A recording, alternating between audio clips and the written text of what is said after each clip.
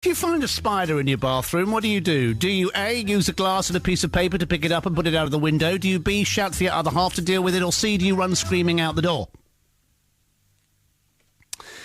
It's funny our fear of spiders, isn't it? The ones in this country can't do us any harm, and yet arachnophobia, the fear of spiders, is just one of the most common phobias of all. And I have to say, when I saw Arachnophobia, the film, I gave my friend Simon a very bruised arm because I kept squeezing him and screaming in the cinema. I know, I'm a bit of a wuss. One man on a mission to change our fear of spiders is Guy Tansley from Gateshead. I would at this point play the Spider-Man theme, but I figured Incy Wincy Spider was enough to get people running for the hills.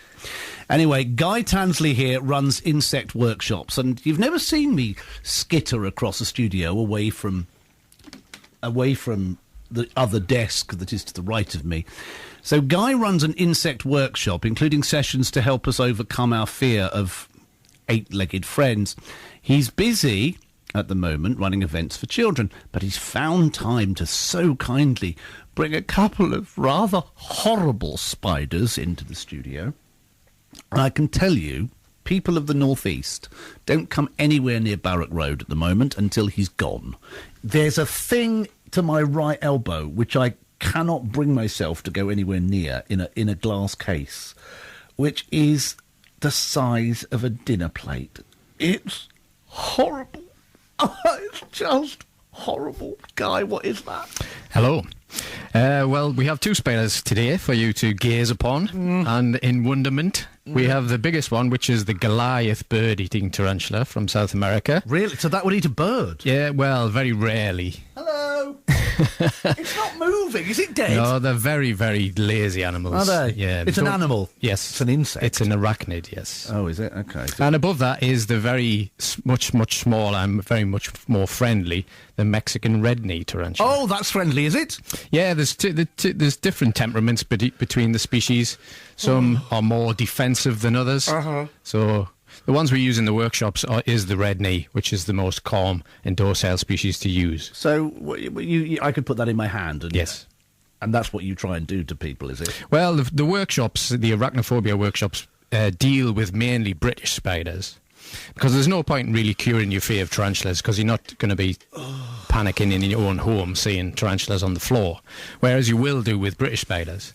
So the aim of the course is to get you to capture the house spider and practice doing that to release it outside. Now, that's what I have begun doing over the past 10 or 15 years. Somebody I was talking to here on Saturday afternoon apparently has several tumblers with spiders underneath, which he cannot bring himself to slide paper underneath in case they fly back. Right. You see. Yes. I went to bed last night for some bizarre reason, thinking, oh, what if a spider, big one, crawled in my mouth while I was asleep? Because apparently that can happen. But anyway, we have this fear, irrational or not, of spiders. Why do you think we do? It's one of the hardest things to pin down, because when I do the courses, I meet a lot of people with this fear. And the fear varies from person to person. It could be a childhood fear. It could be inherited from a parent. It could be that somebody's played a nasty joke on them when they were younger or even older. Or it is an inbred fear too, because there is some potentially dangerous spiders out there. And probably from an evolutionary point of view, the human as a species is inherently wary of spiders. How big is the dinner plate spider? That big thing. What's it called again? The Goliath. The Goliath. How big is Goliath?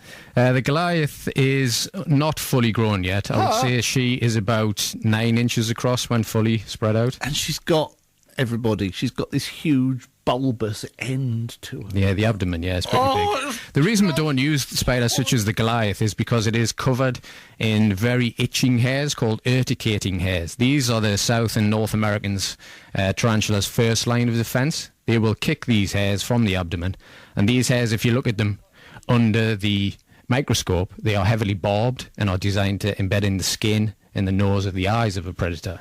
So this is why we don't use that one. And has it got a mouth? It's got fangs, yeah, it's got fangs and a small mouth, so it has to chew the food, which is crickets, cockroaches in captivity, things like that. But you said it could eat a bird? Yeah, well, the term bird eater comes from 300 years ago when the first reports came back of arboreal tarantulas or tree tarantulas eating birds out of nests. Oh. But in fact, it was only the hummingbird chick, which in reality is only about an inch long. So ever since that report 300 years ago, all South American spiders get called bird-eating spiders. But they don't actually eat them that often. Where did you get them? These are captive bred in the UK. There's a big community of people connected with things like the British Tarantula Society, who has an annual show every year. And you can basically go there, and there's something like 35,000 tarantulas under one roof for that event. And you can just basically buy them as pets. How horrific. You used to have 700 tarantulas at home. Did the neighbours know? I don't think they knew at that point, but as soon as I sort of scaled down my collection to accommodate other animals, to start running my business through bugsandstuff.com, I had to get the van outside done with nice graphics of spiders and frogs. So I think as soon as the day I pulled up outside the house with the van, that's when the neighbours found out. Are you single? No. So does she like them too? She likes them to a point, but she's not. Before we met, she was never a spider fan. She was a nature fan. Yes, she travels a lot too, but she helps me on various occasions. Did any of them ever escape? Yeah. Obviously, when you keep 700, there is several which are going to escape. I've done this for 25 years, so it's impossible to say that nothing's ever escaped. Can you put your finger on just why you fell in love with these horrible airy things? That's one of the hardest questions to answer. I think ever since I can remember, I've always been fascinated with spiders, and it's probably down to my older brother who works in the butterfly house in London Zoo.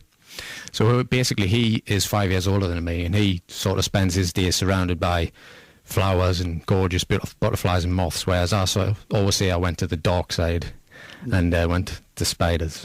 Let's just talk seriously for a minute, if that's okay. You have a lot of other animals and insects. You have lizards, you have snakes. And there is news today that 2 boys in Canada are believed to have been killed by a snake that escaped from a pet shop, which was, I think, downstairs from their flat upstairs.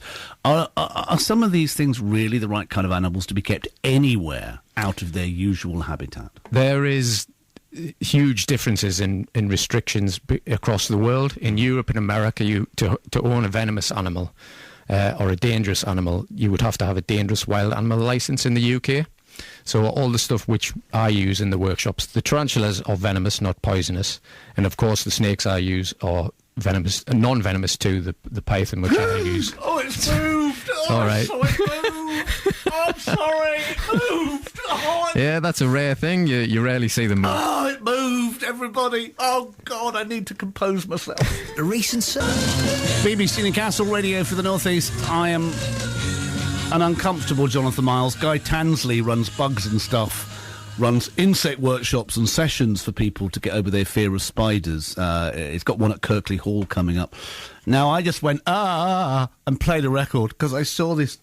Oh, it's still moving. Look at the state of it. It's a, what is it again? It's a Goliath. Yes. And this is one big spider. Yeah, the world's largest species of spider so far. And its legs are going dump up the glass case going, I want to get out, I want to meet producer Vicky. Vicky is sitting in the other room with her feet off the ground, although she can handle snakes. For some reason, I feel it in my feet. I'm just like, ugh. Does that annoy you, or are you just used to it? I'm used to it. Arachnophobia is one of the world's biggest main fears that people have.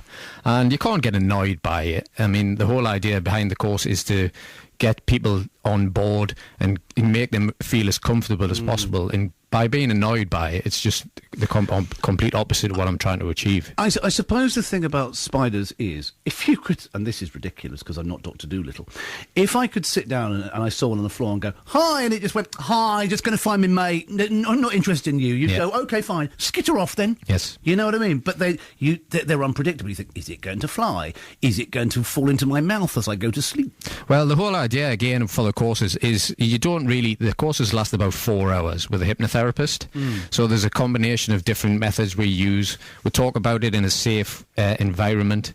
We talk about the beneficial side of spiders. There's group hypnotherapy. What's beneficial about them? The amount of insects and pest species that they actually eat every year on things like crops, mosquitoes, of course. It's trying to get out. Oh my God, it's pushing the lid. It's all right. It's pushing the lid. It's all right. It's well secure. Is it? Yes.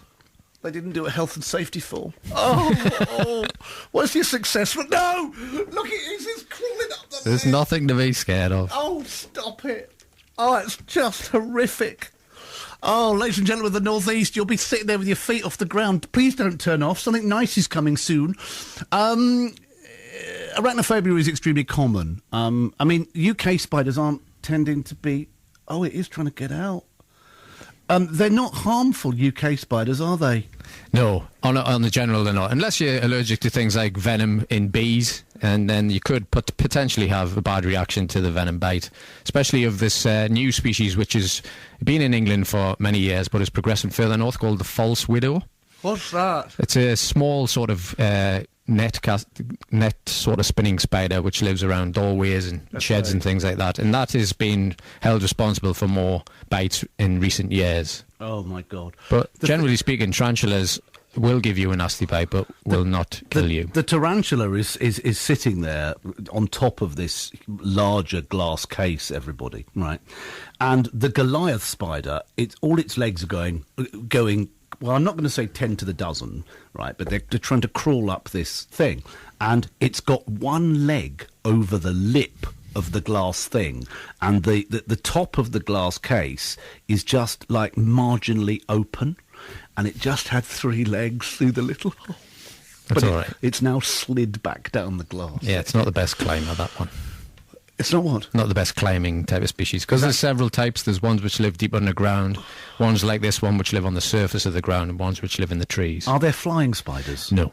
Thank God.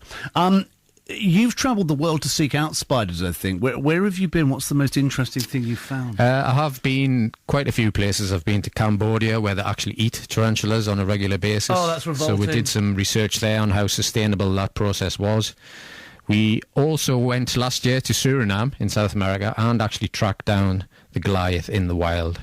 So that was a fantastic trip for us. And were there loads of them? No, we only found one. It took about 4 days of searching the rainforest to find them, because they are quite nomadic as a species. But it was really rewarding to actually find one and photograph it in the wild. It's fascinating to watch, but there is something tingling in my body. Complete the sentence, we should love spiders because... They are completely 100% beneficial animals. Okay. Where's your next session? The next session is in September, and it is Kirkley Hall Zoological Gardens. It's on a Sunday. So you can look at the website for more information on that. It's Bugs and Stuff. That's bugsnstuff.com/arachnophobia. Okay, thank you very much indeed. Would you please put that thing back in the blue Swedish furniture maker bag from whence it came? I'm going to play Adele, compose myself, and then we're going to have a GP's phone in after 11, by the way. I'll be calm.